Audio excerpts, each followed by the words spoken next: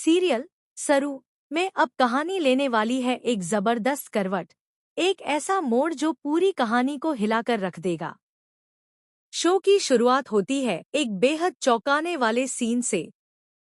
दादी, जो अब तक हमेशा घर की शांति और एकता की मिसाल रही हैं, उन्होंने एक ऐसा फैसला ले लिया है जिससे पूरा परिवार सकते में आ गया है।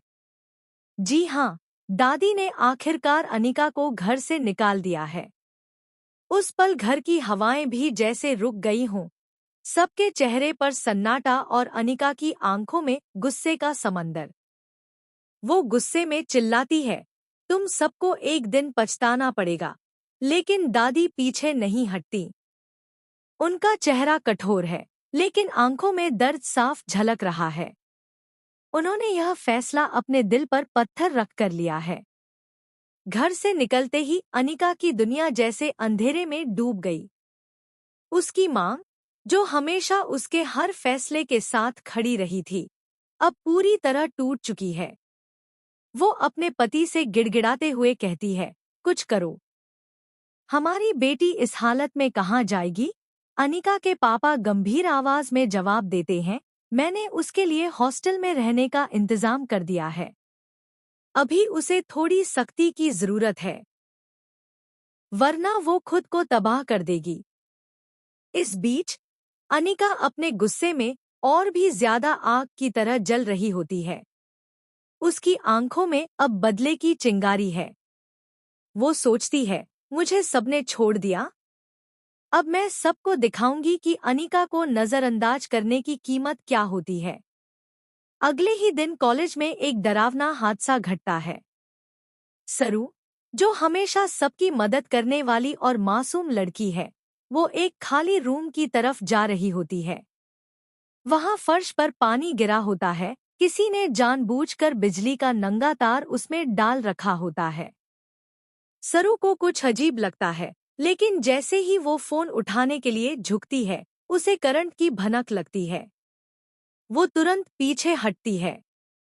इस हादसे ने सबको हिलाकर रख दिया। कॉलेज में अफरातफरी मच जाती है।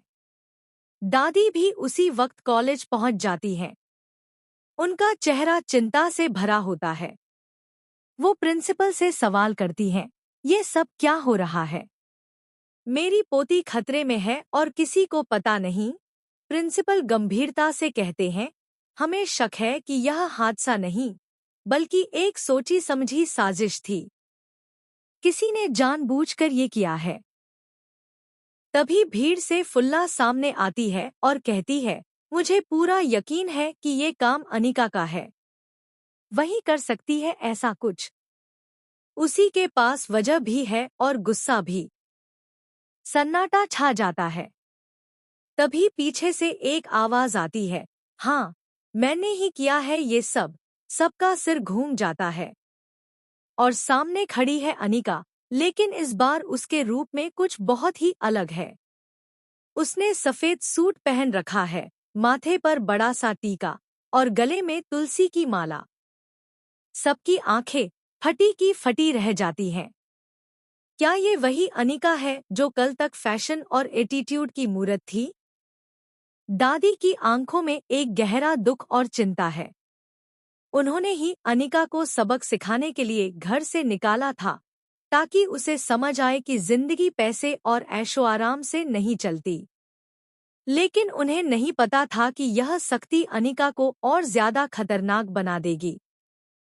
अनिका गुस्से से कहती है, तुम लोगों ने मुझे घर से निकाला, अब देखो मैं तुम्हारी दुनिया कैसे हिला देती हूँ। सरू को हीरोइन बनाने चले थे ना? अब देखो कैसे वो हर पल डर में जिएगी। सभी लोग सदमे में हैं। क्या अनिका सच में इतनी गिर सकती है? या फिर कुछ और चल रहा है पर्दे के पीछे? सरू इस साजिश से टूट जाती है, लेकिन वह डरती नहीं। वह अपने आप को संभा